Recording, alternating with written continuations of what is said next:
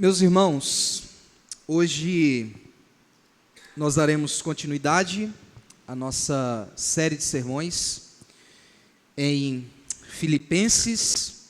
Hoje nós veremos dos versículos 19 a 26. Dos versículos 19 a 26.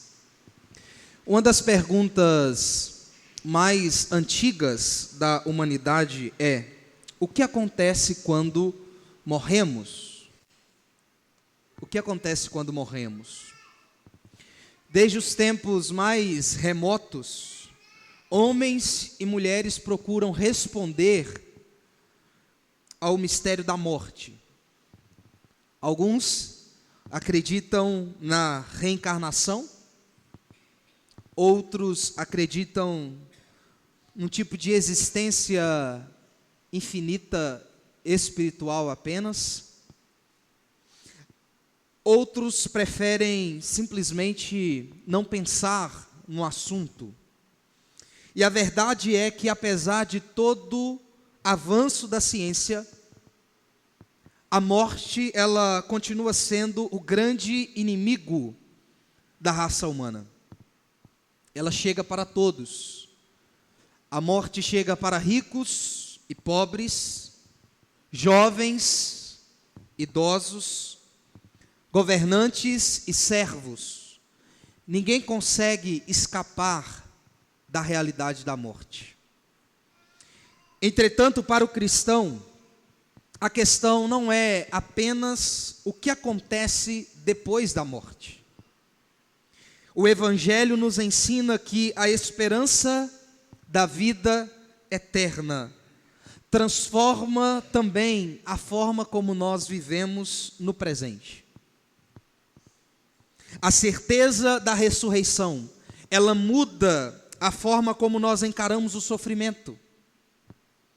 A certeza da ressurreição muda a forma como nós encaramos as perdas. A certeza da ressurreição muda a forma como nós encaramos as dificuldades e até mesmo a própria morte. E é exatamente isso que nós encontramos nesta passagem.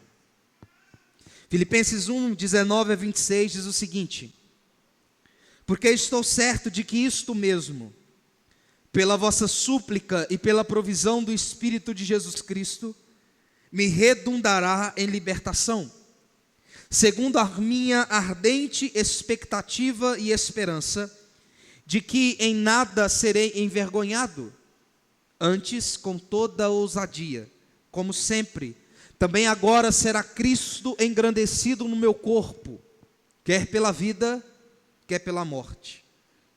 Porquanto, para mim o viver é Cristo e o morrer é lucro.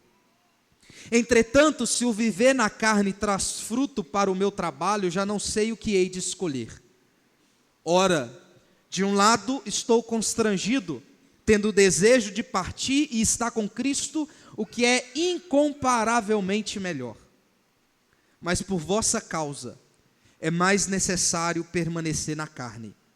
E convencido disto, estou certo de que ficarei e permanecerei com todos vós para o vosso progresso e gozo da fé, a fim de que aumente quanto a mim o motivo de vos gloriardes em Cristo Jesus, pela minha presença de novo convosco.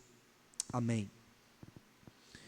Quando Paulo escreve aos Filipenses, como nós já vimos algumas vezes, ele está preso por causa do Evangelho.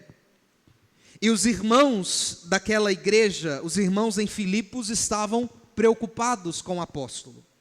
Afinal, Paulo havia sido um instrumento por Deus, usado para plantar aquela congregação. E agora corria o risco de perder a vida. O futuro, ele parecia incerto. As cadeias de Paulo poderiam sugerir que os inimigos do Evangelho, isso é, César, Roma, os judeus, estavam vencendo. As cadeias de Paulo poderiam sugerir que a sua missão havia chegado ao fim. Contudo, Desde o início da carta, Paulo insiste em mostrar exatamente o contrário. Deus continua governando todas as coisas. Sua prisão não interrompeu o avanço ou a expansão do Evangelho. Pelo contrário, a sua prisão tornou-se um instrumento para que Cristo fosse anunciado até mesmo dentro da guarda pretoriana. Isso é, até mesmo aos da casa de César. É por isso que nos versículos 12 a 18, nós aprendemos que o apóstolo ele não se importa com a sua prisão, ele não se importa com a sua reputação, ele não se importa com as intenções dos pregadores que pregam o verdadeiro evangelho, sim, mas pregam por outros motivos egoístas. Paulo não se importa, porque a alegria dele está no fato de que Cristo está sendo pregado.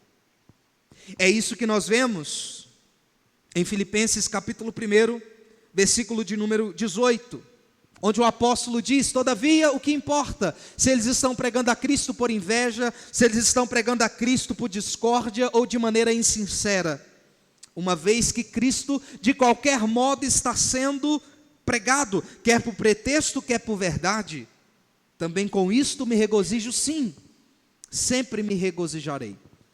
O apóstolo mostra que mesmo em meio a cadeias ele se alegra, porque Cristo está sendo pregado, Cristo está sendo anunciado.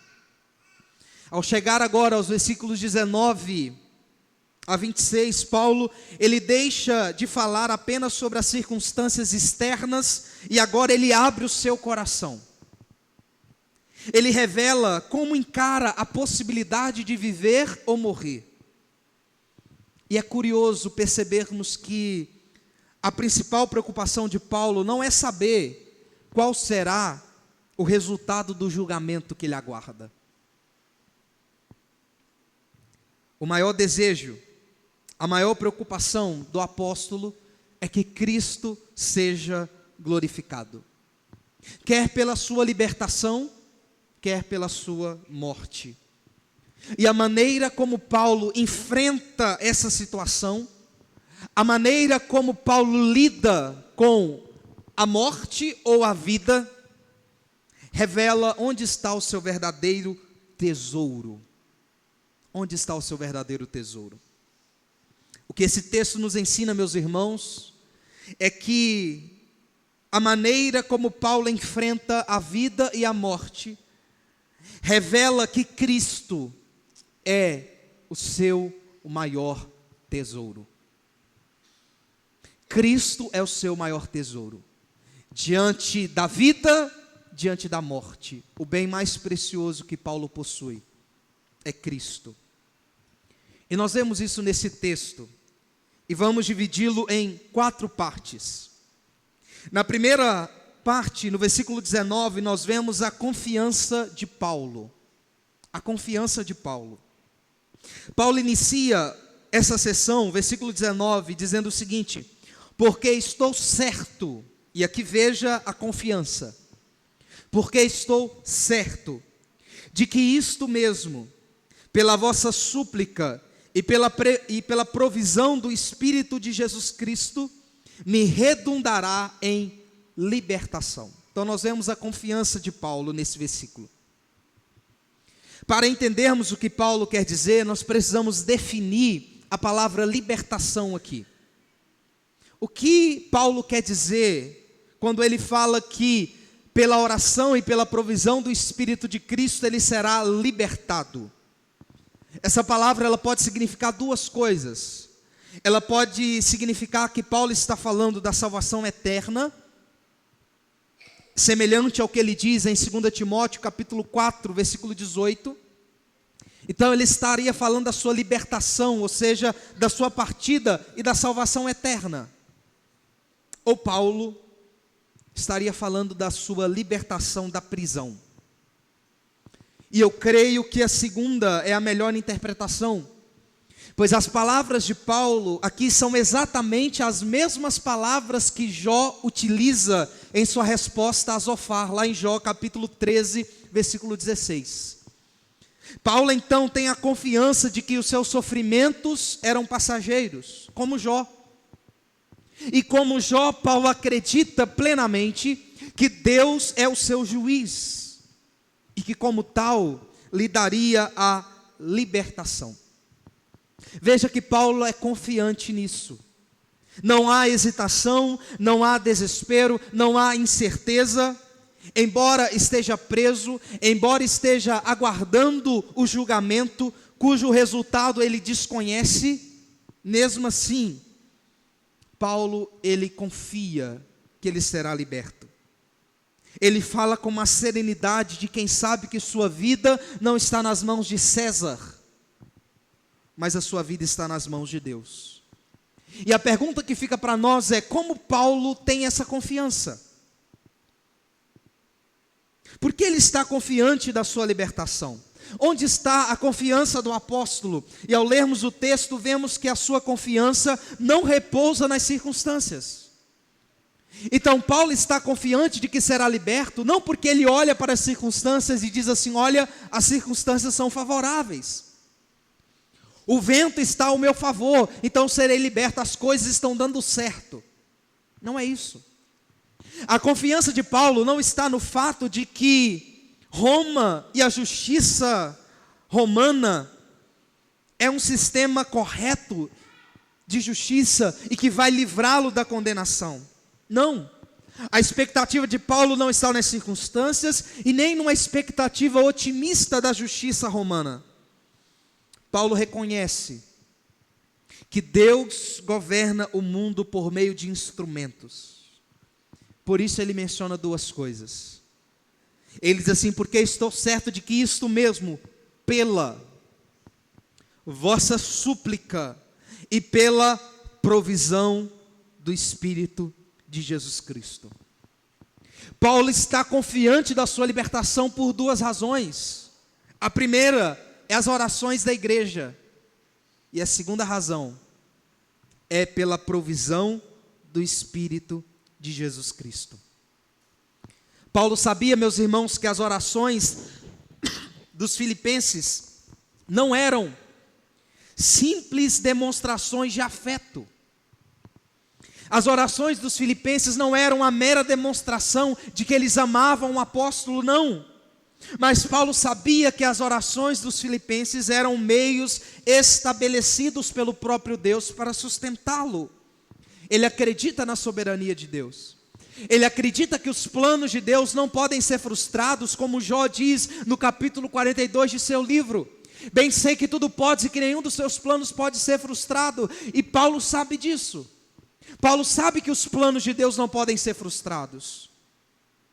Paulo sabe que Deus é soberano e que a sua vontade é aquela que permanece. Mas isso não anula o fato de que ele confia nas orações dos crentes, porque ele sabe que as orações dos justos podem muito em seus efeitos. Isso nos ensina uma verdade importante sobre a oração e o valor da oração. Nós precisamos entender, meus irmãos, que a oração, ela é sim um meio que Deus estabeleceu para mudar as circunstâncias. É por isso que nós devemos orar com fé, não como quem duvida. Nós devemos orar com uma santa expectativa. Paulo, ele confia que será liberto, porque ele sabe que existe uma igreja que está intercedendo por ele, que está orando por ele e que está clamando pela vida dele. E é por isso que nós precisamos entender a importância da oração, a necessidade de orarmos e entendermos que Deus, ele age em resposta à oração da igreja. Mas muitas vezes, meus irmãos, nós achamos: se Deus é soberano, para que eu devo orar? Se Deus já sabe se a vontade dele vai ser realizada, por que eu devo orar? E muitas vezes, irmãos, e essa é uma culpa nossa, principalmente nós reformados, que cremos na soberania de Deus, que cremos no decreto de Deus e que nada acontece fora dos decretos de Deus, nós temos um grave defeito. Muitas vezes nós oramos, mas a nossa oração é muitas vezes medrosa. Nós temos medo de pedir. Nós temos medo de colocar diante do Senhor as coisas e dizer: Senhor, o Senhor é poderoso para agir, para fazer, para curar, para restaurar. Muitas vezes nós não temos a fé que deveríamos ter na oração. Mas nós precisamos nos lembrar, meus irmãos, que nós somos um povo chamado a orar. É a arma que Deus nos deu. E Paulo confia no poder da oração. O quanto nós confiamos no poder da oração, que Deus age em resposta à oração da igreja. Conversando com a Camila essa semana, e eu falando com ela uma prática que nós abandonamos há muito tempo. Antigamente as igrejas ficavam abertas o tempo todo, para que as pessoas pudessem vir qualquer hora que fosse durante o dia, para orarem no culto, na igreja. Não no culto, na igreja. Então ela passava durante o dia, via a igreja aberta e vinha orar. Jesus disse: a minha casa será chamada casa de oração. Nós somos um povo que ora, porque nós confiamos que Deus age em resposta à oração. Paulo confia, em segundo lugar, na provisão do Espírito de Jesus Cristo. A ideia da palavra provisão aqui é que o Espírito de Cristo nos dá o que é necessário. A palavra aqui sugere revestimento, fortalecimento. Paulo, ele confia que ele será liberto, não só porque os crentes estão orando, mas porque o Espírito de Jesus Cristo é aquele que o capacitará, é aquele que o revestirá, é aquele que o fortalecerá. Ele sabe que será julgado, mas ele confia na promessa de Cristo. Sabe qual promessa que Cristo fez? Lucas 12, quando vos levarem às sinagogas, lembre-se, Paulo, ele está em Roma, e ele está esperando ser julgado, ele comparecerá diante de César. Mas o que Jesus disse? Quando vos levarem às sinagogas e perante os governadores e as autoridades, não vos preocupeis quanto ao modo com que respondereis, nem quanto às coisas que tiverdes de falar, porque o Espírito Santo vos ensinará naquela mesma hora as coisas que deveis dizer. Paulo confia que no momento certo ele receberá do Senhor a provisão.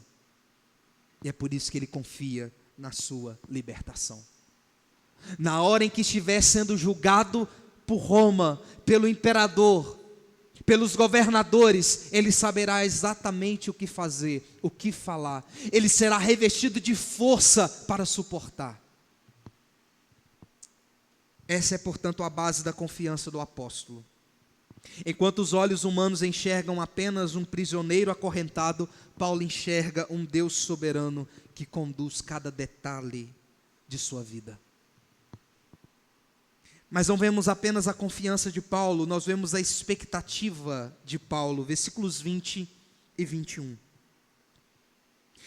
Ele diz assim: segundo a minha ardente expectativa e esperança, de que em nada serei envergonhado, antes com toda a ousadia, como sempre, também agora será Cristo engrandecido no meu corpo, quer pela vida, quer pela morte, porquanto para mim o viver é Cristo, e o morrer é lucro. Depois de falar da sua confiança, Paulo revela qual é a sua maior expectativa. Ele diz: segundo a minha ardente expectativa e esperança. É interessante observar o que o apóstolo não diz. Ele não afirma que a sua maior esperança é sobreviver. Embora ele confie que será liberto, essa não é a sua maior esperança e nem expectativa. Nem mesmo recuperar a sua liberdade e retornar imediatamente ao campo missionário. Seu maior desejo é outro. A ardente expectativa de Paulo é que Cristo seja engrandecido, quer pela minha vida, quer pela morte. Perceba, a preocupação de Paulo não é escapar do sofrimento, mas glorificar a Cristo. O seu corpo acorrentado e aparentemente enfraquecido serve como um palco para a manifestação da grandeza de Jesus. E essa, meus irmãos, é uma das marcas da maturidade cristã. Quando somos jovens na fé, frequentemente pensamos em como Deus pode melhorar as nossas circunstâncias. Mas à medida em que nós vamos amadurecendo na fé, crescendo na fé, nós aprendemos a perguntar, não como Deus pode melhorar as nossas circunstâncias, mas nós começamos a nos perguntar, como Deus pode ser glorificado através das nossas circunstâncias. Paulo chegou a esse ponto. Sua vida inteira foi reorganizada em torno da glória de Cristo. E isso nos conduz ao coração da passagem e uma das declarações mais conhecidas da Bíblia, porque para mim, o viver é Cristo e o morrer é lucro. Isso resume, em poucas palavras, toda a visão de mundo do apóstolo Paulo. Cristo não é simplesmente parte da sua vida. Paulo não está dizendo assim, olha, Cristo é uma parte da minha vida. Na lista de prioridades, Cristo é a minha prioridade número 1. Não é isso que Paulo está dizendo. Paulo não está dizendo que Cristo faz parte de sua vida, ou que Cristo é uma prioridade importante. Ele está afirmando que Cristo é a sua própria vida. Tudo que Ele é, tudo que Ele faz, tudo que Ele espera, tudo que Ele suporta, está centrado na pessoa de Jesus Cristo. Cristo é a razão da sua existência, Cristo é o objetivo do seu ministério, Cristo é a fonte da sua alegria. E é por isso que ele não fica intimidado com a realidade da morte. A morte pode tirar os seus bens, a morte pode tirar a sua liberdade, mas não pode separá-lo de Cristo, pelo contrário. A morte o levará para uma comunhão ainda mais profunda com aquele a quem ele ama. Por essa razão Paulo afirma que o morrer é lucro, o morrer é ganho. E essa linguagem, irmãos, ela é estranha aos ouvidos modernos, porque nós estamos acostumados a ligar a morte com a perca. Mas Paulo está dizendo, morrer é lucro, não é perca. Para o cristão, a morte possui uma dupla realidade. A morte continua sendo uma inimiga, é verdade. Ela é resultado do pecado, ela é resultado da queda, mas ela também se tornou uma porta para Cristo. E perceba, Paulo não está menosprezando a vida. Paulo não está demonstrando algum desejo mórbido pela morte, não. Pelo contrário, na carta inteira Paulo está cheio de gozo, de alegria, de energia, de disposição para servir. Esse não é o ponto. O ponto aqui é que nada neste mundo se compara à alegria de estar com o Senhor. É aquilo que nós encontramos em Romanos 14. Porque se vivemos, para o Senhor vivemos. Se morremos, para o Senhor morremos. Quer pois vivamos, quer morramos, somos do Senhor. E essa é a verdade gloriosa. Por isso que ele diz, para mim o viver é Cristo e o morrer é lucro. Porque não importa a realidade da vida ou da morte, eu pertenço ao Senhor. E eu estou bem certo de que nem a altura, nem a profundidade, nem o presente, nem o porvir, nem a morte, nem a vida, nem qualquer outra criatura poderá nos separar do amor de Deus que está em Cristo Jesus. E é dessa forma que nós devemos enxergar a vida. Para mim, o viver é Cristo. O morrer é lucro, porque o morrer é estar com Cristo. O grande desejo de Paulo não é escapar do sofrimento. O grande desejo dele é ver Cristo ser glorificado. Seja vivendo, seja morrendo. Cristo continua sendo o centro da sua existência. E a pergunta para você nessa noite, meu irmão, a pergunta para nós essa noite é essa: Cristo é o centro da nossa existência? Você pode dizer: Cristo é a minha vida? Cristo é a minha vida, Ele é o centro de tudo. Você pode dizer: para mim, o viver é Cristo. O que você ama mais? O que você deseja mais? Aonde está o seu coração, ali estará o seu tesouro.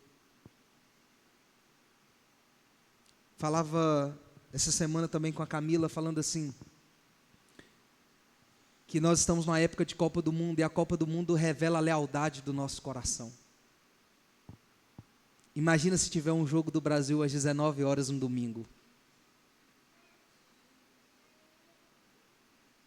que é o dia do Senhor. Nós temos dois grandes inimigos, três na verdade, mas principalmente dois, fora do âmbito cristão, que lutam com a nossa lealdade no Brasil. Um deles é futebol e o outro é política. E perceba que todos concorrem no dia do Senhor. Você vota no domingo, no dia do Senhor. E às vezes, em época de eleição, no dia do Senhor, no momento de culto, as pessoas estão ansiosas para poder ver o resultado da eleição. O futebol acontece no domingo, a gente passa a maior parte do dia assistindo e chega para cultuar o Senhor cheio de coisas na cabeça e no coração. Podemos dizer: Cristo é a nossa vida?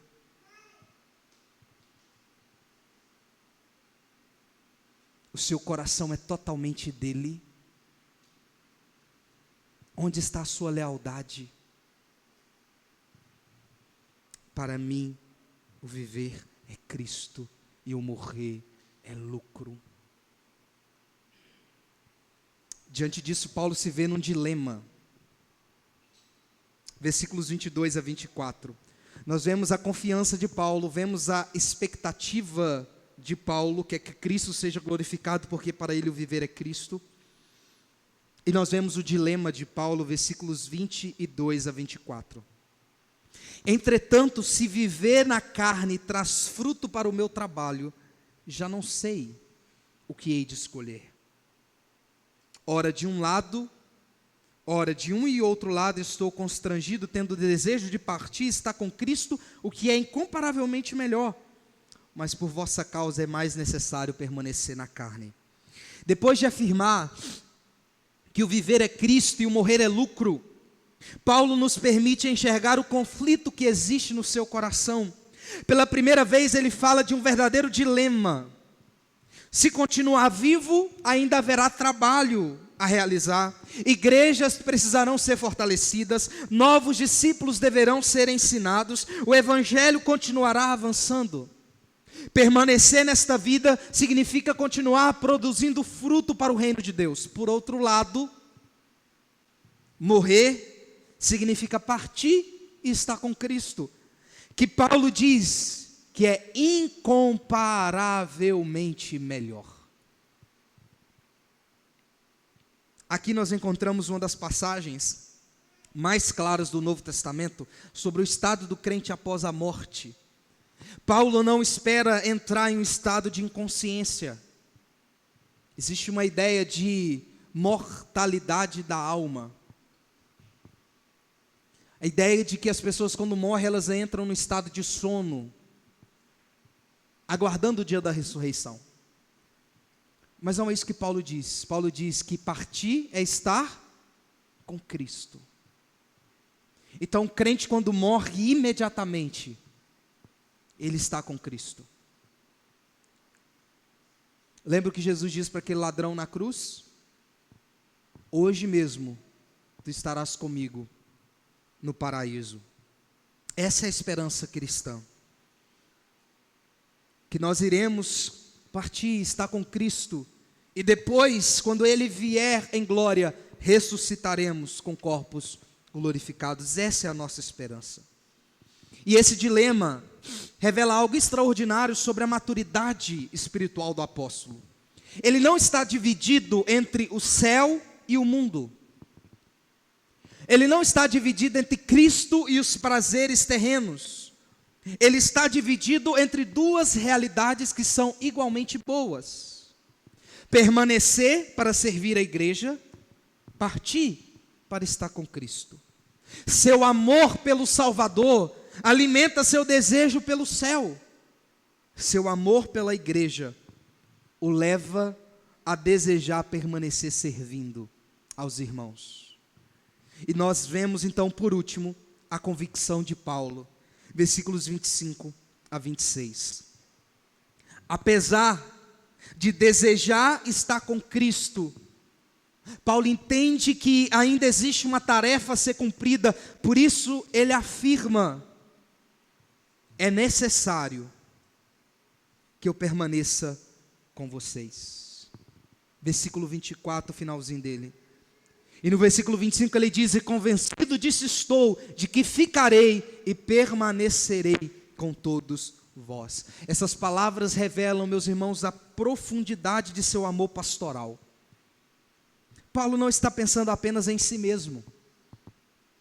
Ele está pensando na igreja. Seu amor por Cristo produz amor pelo povo de Cristo. E a maturidade cristã nos leva nessa direção. Quanto mais amamos Jesus, mais aprendemos a servir aqueles que pertencem a Jesus. E o apóstolo reconhece então que a sua permanência neste mundo possui um propósito. Deus ainda tinha um trabalho para ele realizar.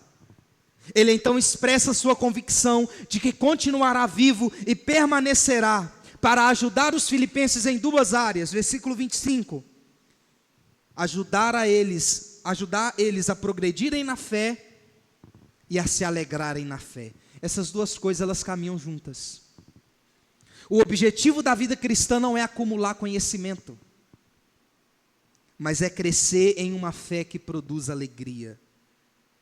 Paulo deseja ver esses irmãos amadurecendo espiritualmente, aprofundando sua confiança em Cristo e experimentando cada vez mais a alegria que nasce do Evangelho.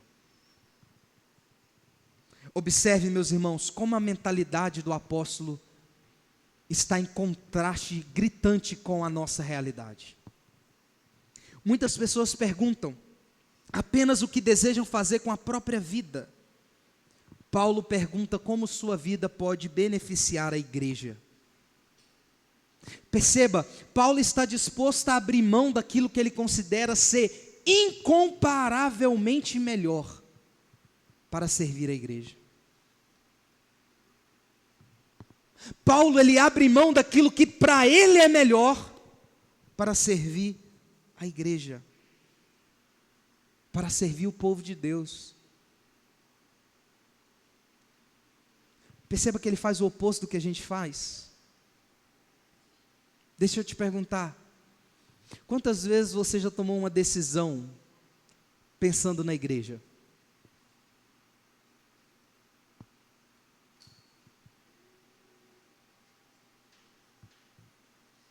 Pensando assim, não, isso não será o melhor para mim, será o melhor para a igreja. Meus irmãos, quando eu estava meditando nessa passagem essa semana, e quando eu me deparei com essa parte específica, a única coisa que eu pude pedir a Deus é misericórdia, porque quantas vezes eu tomei decisões que eram melhores para mim, e não melhores para a igreja.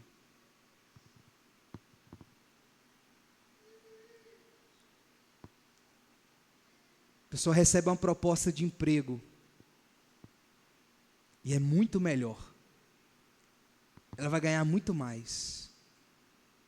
Mas ela tem um trabalho importantíssimo na igreja. Mas ela diz assim, não. A igreja pode arrumar outros. Eu tenho que pensar em mim. Paulo, ele está diante de uma situação que ele diz assim, isso aqui é incomparavelmente melhor. Estar com Cristo não se compara. mas eu prefiro não estar com Cristo agora, que é melhor para mim, para servir a igreja, para ficar com vocês. Onde estão as nossas prioridades, meus irmãos? Que Deus tenha misericórdia de nós. Que Deus tenha misericórdia de nós. Que nós possamos amar a igreja. Amar servir na igreja. Amar estar aqui.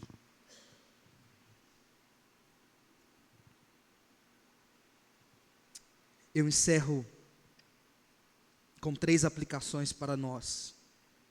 A primeira lição desse texto é que somente Cristo pode dar o verdadeiro significado para a vida. Todos vivem para alguma coisa. Alguns vivem para o sucesso profissional, outros para o dinheiro, outros para a família, para os prazeres ou para a realização pessoal.